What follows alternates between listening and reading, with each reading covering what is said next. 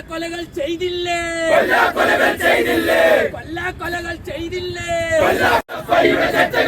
DYFI നാരികളെ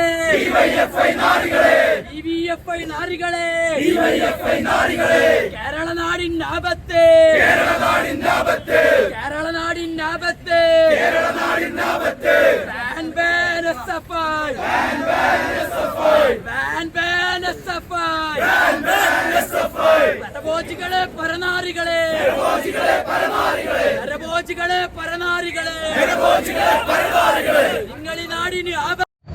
Keralam ലജ്ജിച്ച് തല താഴ്ത്തേണ്ട ഏറ്റവും വലിയ നിരാശാജനകമായ ഒരു സംഭവത്തിനാണ് കഴിഞ്ഞ ദിവസങ്ങളിൽ നമ്മൾ സാക്ഷിയാകേണ്ടി വന്നത്.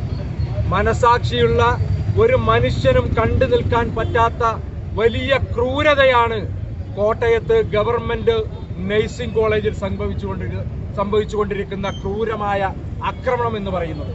കഴിഞ്ഞ 2-3 മാസത്തോളമായി അവിടെയുള്ള ഫസ്റ്റ് ഇയർ വിദ്യാർത്ഥികളെ കെട്ടിയിട്ട് അതിക്രൂരമായി പീഡിപ്പിക്കുകയും ദേഹം മുഴുവൻ കോമ്പസ് കൊണ്ട് വരഞ്ഞ് കീറി ആ മുറിവിലൊക്കെ ലോഷനൊഴിച്ച് ഇങ്ങനെ മനുഷ്യനെ കൊല ചെയ്യുന്ന ഒരു ക്രിമിനൽ സംഘമായി കേരളത്തിലെ SFIയുടെ നേതാക്കൾ മാറിയിരിക്കുകയാണ്.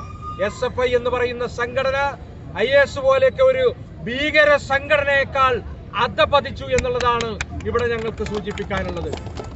SFIയുടെയും DYFIയുടെയും ഒക്കെ കൊടിയിൽ എഴുതി വെച്ച മുദ്രാവാക്യവും അവർ വിളിക്കുന്ന മുദ്രാവാക്യവും തമ്മിൽ അവർ സ്വീകരിക്കുന്ന നിലപാടും തമ്മിൽ ഒരു പുലബന്ധം പോലും ഇല്ല എന്നുള്ളത് പ്രവൃത്തിയിലൂടെ SFI കാണിച്ചു തന്നിരിക്കുകയാണ്. പ്രിയപ്പെട്ടവരെ, പൂക്കോട് വെറ്റിനറി കോളേജിൽ പ്രിയപ്പെട്ട സിദ്ധാർത്ഥ് എന്ന് പറയുന്ന പാവപ്പെട്ട വിദ്യാർത്ഥി ക്രൂരമായി ആക്രമിക്കപ്പെട്ടതിന് ശേഷം അതിക്രൂരമായ ഒരു റാഗിംഗ് വാർത്ത കൂടി പുറത്തു വരികയാണ്.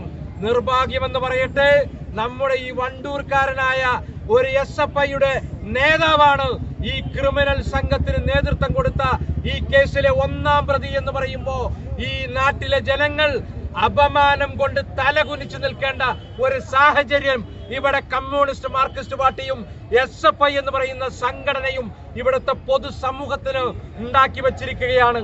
കേരളത്തിലെ മാധ്യമങ്ങൾ മുഴുവൻ ചർച്ച ചെയ്യുകയാണ് ഈ നാടിനെ കുറിച്ച്.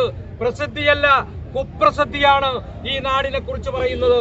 ഇപ്പൊ അടുത്തിറങ്ങിയ മാർക്കോ എന്ന് പറയുന്ന ഉണ്ണി മുകുന്ദന്റെ സിനിമയെ നാണിപ്പിക്കുന്ന തരത്തിലാണ് ഈ ക്രൂരമായ ആക്രമണം എവിടെ അരങ്ങേറിയത്? കോട്ടയം നഴ്സിംഗ് കോളേജിൽ അരങ്ങേറിയിട്ടുള്ളത്. SFI എന്ന് പറയുന്ന സംഘടന ക്രിമിനലുകളായി മാറിയിരിക്കുന്നു.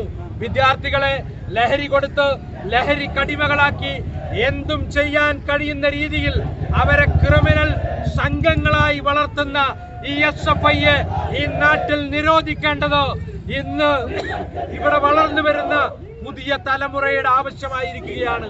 ഇനി ക്യാമ്പസുകളിൽ, സ്കൂളുകളിൽ ഒരു സ്ഥലത്തും SFIയുടെ സാന്നിധ്യം ഉണ്ടാകാതിരിക്കാൻ രക്ഷിതാക്കളും അതുപോലെ വിദ്യാർത്ഥികളും ജാഗരൂകരായി നിൽക്കണമെന്നാണ് ഞങ്ങൾക്ക് അഭ്യർത്ഥിക്കാനുള്ളത്.